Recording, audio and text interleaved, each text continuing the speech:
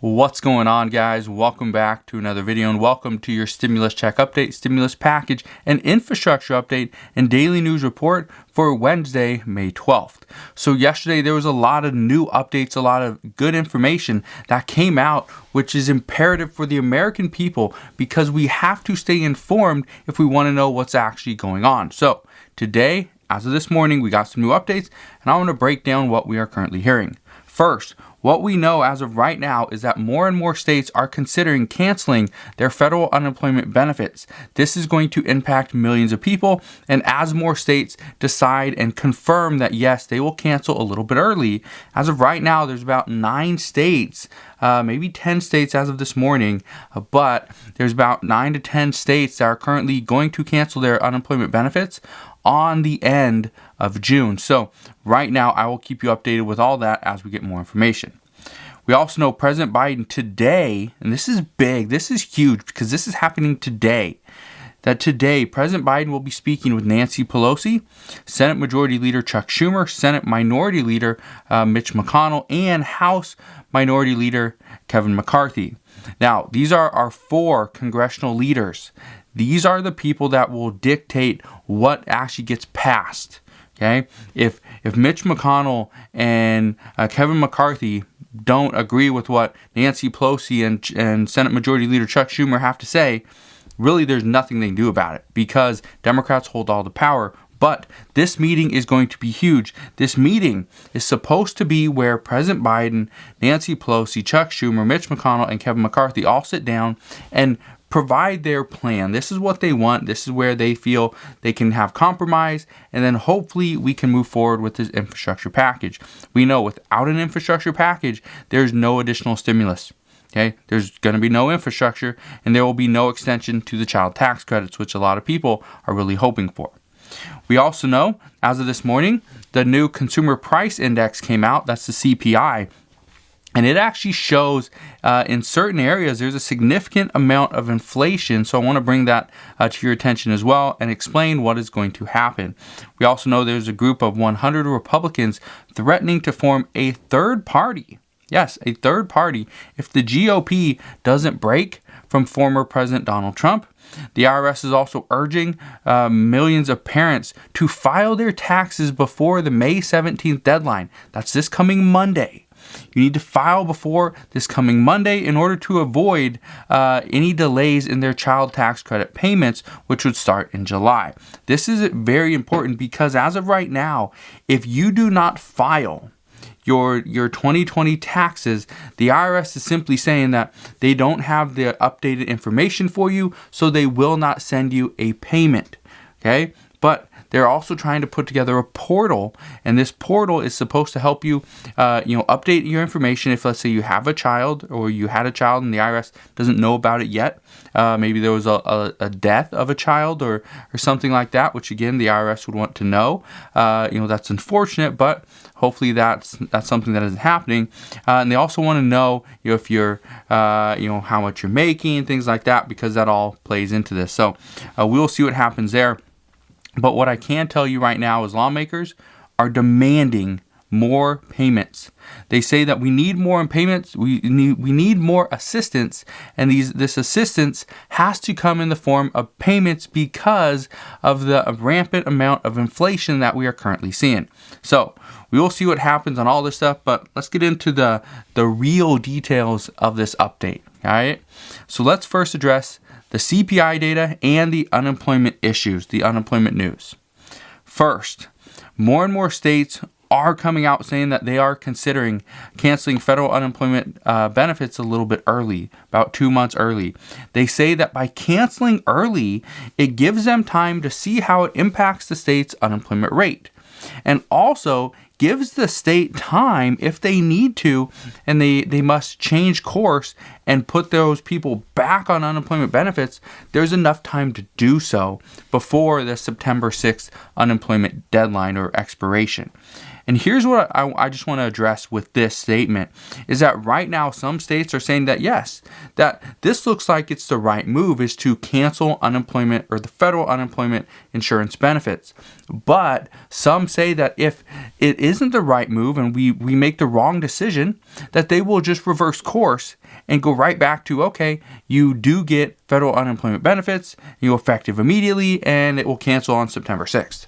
So they're pretty much giving themselves a little bit of time that if they decide to go back, because maybe seeing people get off of unemployment and try to go get a job, maybe it doesn't actually work, and maybe the reports are right that no, people are not staying at home because they're making more money. The people are staying at home because there's not enough jobs, or the employers are looking for somebody with a master's degree to mop the floors. So that's kind of what we're seeing at this time. But again, this is just one of the issues.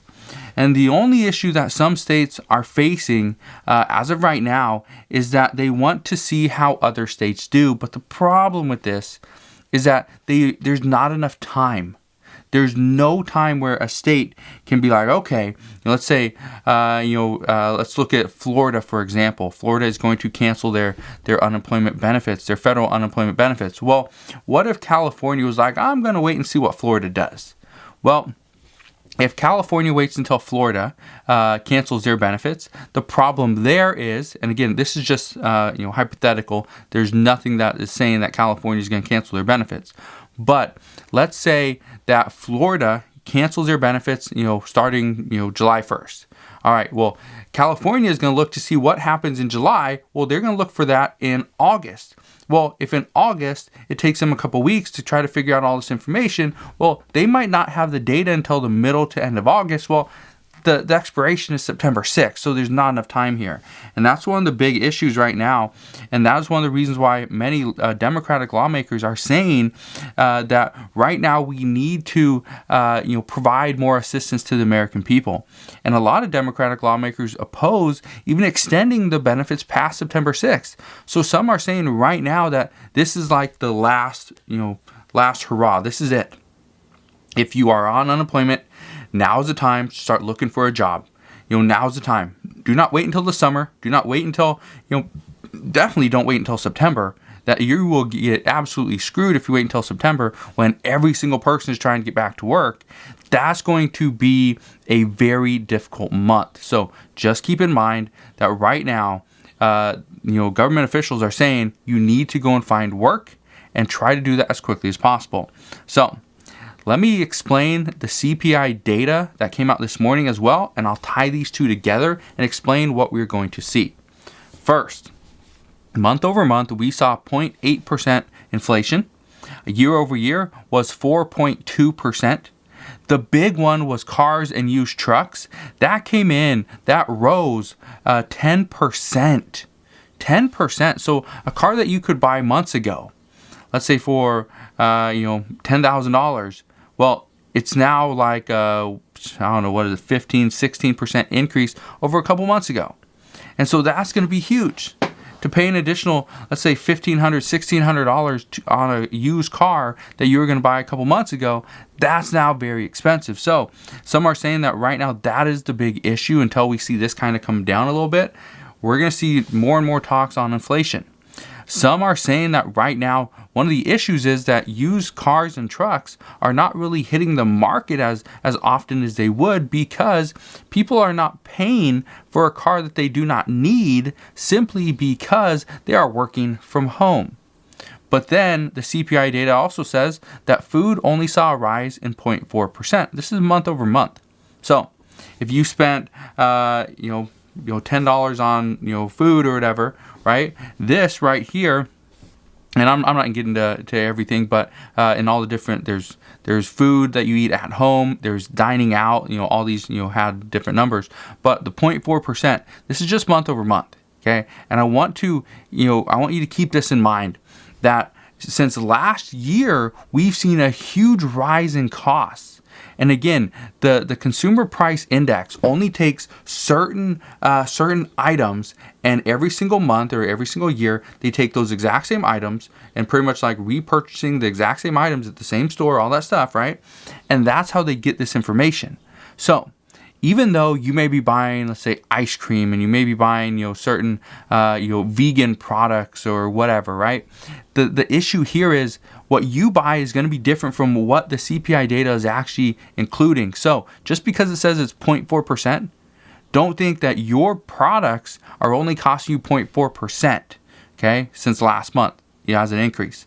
There's a lot of things you're going to buy that will probably see a 10% increase, 15% increase, okay? And this is just the start. This is just the start. So we are going to see inflation, keep coming, but hopefully, we will see it kind of taper off. It's going to plateau and taper off at some point. I don't know when. I don't know exactly how long this is going to be, but we will be here together, and I promise I will fill you in on all those details. Now, when you couple the CPI data with the unemployment issues, what we are seeing right now is that lawmakers and economists are saying that additional relief is needed for low-income earners. This is the big thing, is lower income earners, people on a fixed income like Social Security, retirees, those are the ones that need the most help. They say that without the $300 per week boost, many will not be able to afford the same products that they were buying just a month ago. Food is more expensive. Gas is on the rise on the East Coast. Let me know if you're on the East Coast and you are seeing gas prices just soar. I got a picture from a friend of mine over on the East Coast where somebody was filling up milk gallons, okay, gallons of milk, okay. They got gallons of milk and they were filling up the gallons of milk with gasoline and putting them in the trunk of their car. Let me know if you're seeing stuff like that, because that to me was shocking. But at the same time, I do understand that there's a crisis over on the East Coast. So if you do not have gas in your car and you live on the East Coast, now might be the time to go and get some. We're also seeing right now, everything's shooting up. Everything's more expensive. Okay, buying a used car, if you want to try to do that right now, it's not the best time. You're going to overpay for it. But here's where the nightmare is really starting. Many lawmakers say that they do not know exactly how to deal with these changes, that these things keep on changing. There's modifications that need to happen, but the problem is trying to get the majority of the House and the majority of the Senate on board with any type of legislative change is going to be almost impossible. This is one of the reasons why lawmakers at this time say we must get rid of the filibuster. And these are Democratic lawmakers, not Republicans. Republicans do not want to get rid of the filibuster because the filibuster is the only thing that's standing in the way of Democrats and passing just any legislation that they feel is needed.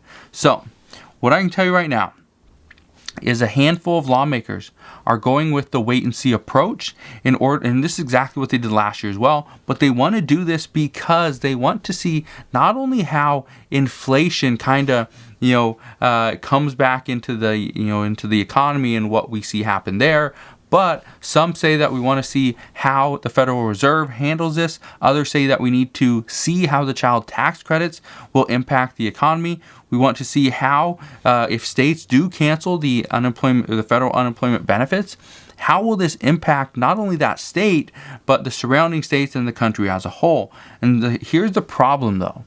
And I say this is a problem because this is a problem that's been going on for a while, is if we use that wait-and-see approach that Republicans tried to use last year back in August, and Democrats also tried to use around November, what we're going to see right now is that it's going to take far too long for the wait-and-see approach to actually work. So here's what we know. If we use that wait-and-see approach, and all these states decide to cancel the federal unemployment benefits in June or at the end of June, we might not see anything until possibly September. That's when we're going to have more information. And the United States, at that time, first, the unemployment or the federal unemployment benefits will expire on September 6th, so that's a big catalyst. We know the United States will be getting back into the colder months towards the end of September and October, and so that again is going to be an additional catalyst, which we could potentially see higher case counts as well. And there's a potential for an additional wave of COVID depending on how things play out over this summer. So there's a lot of things going on right now, but what I can tell you is lawmakers are looking into it. The problem is there's not a lot of really in-depth discussions according to multiple lawmakers at this time. Like there's different plans, they're throwing different ideas around.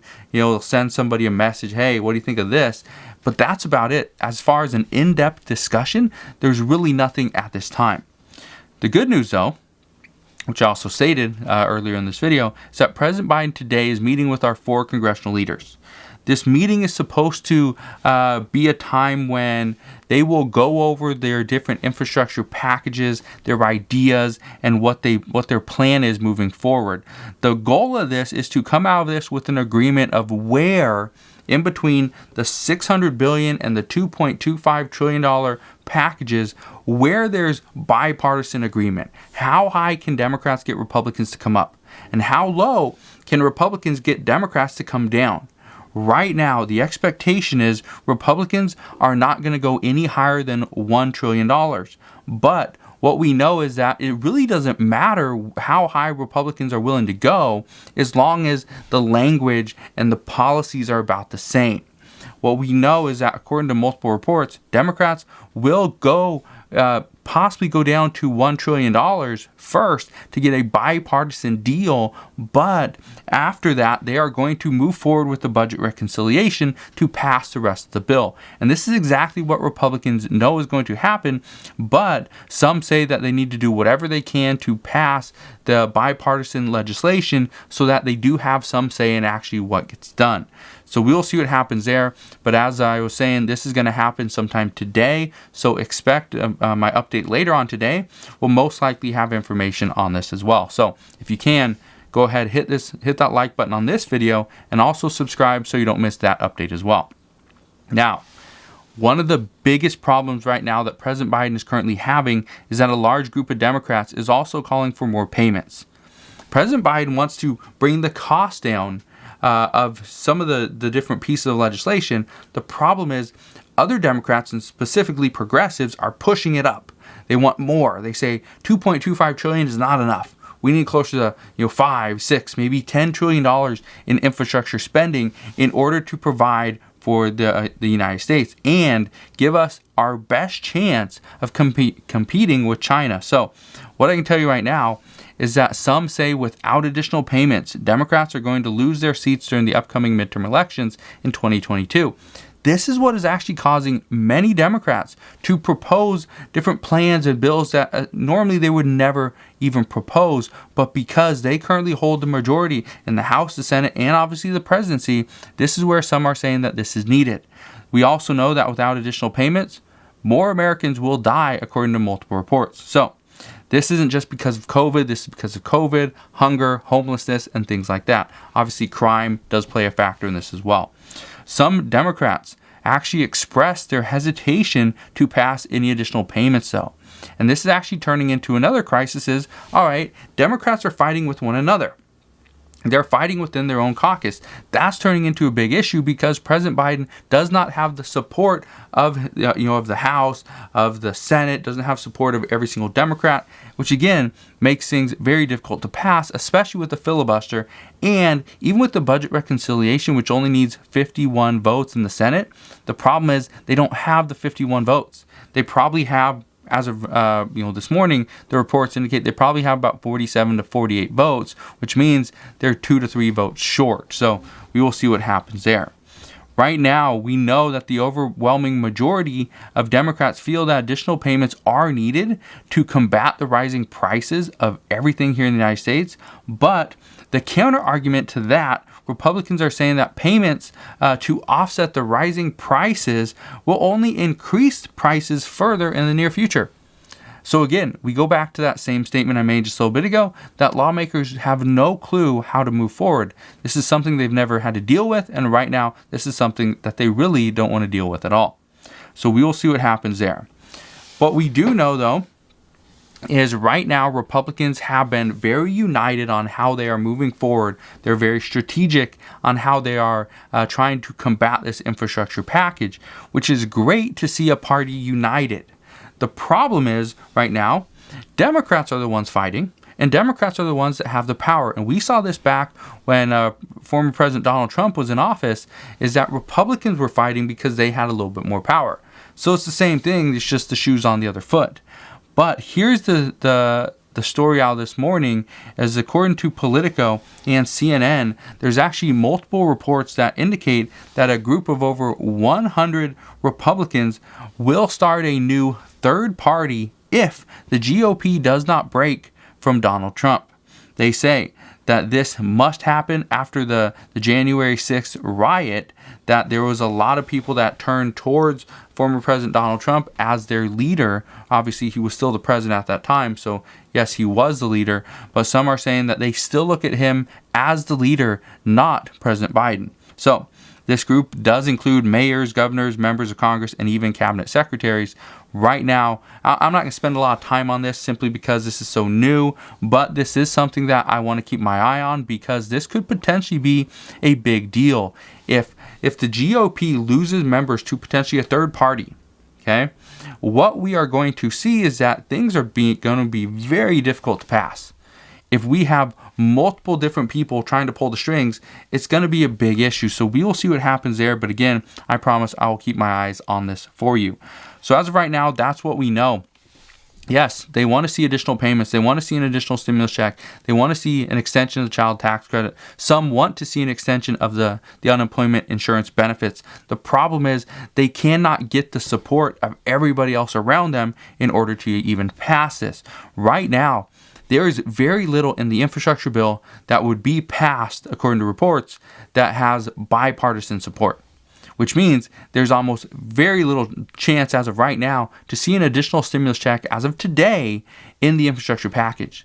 See an extension of unemployment benefits? Not going to happen in the infrastructure package. See an extension of the child tax credits? As of today, again, even though there's overwhelming support, a lot of people say that no, they would not support this yet because they want to see how these payments play out into the economy. So again, right now, it's pretty much the game of, hey, let's wait and see. Let's hurry up and wait. But again, as I know more, I promise I will share more. I just want to thank you guys for watching. Have a wonderful rest of your day. Consider subscribing so I can continue to keep you updated on everything that's going on. And I'll see you guys on the next one.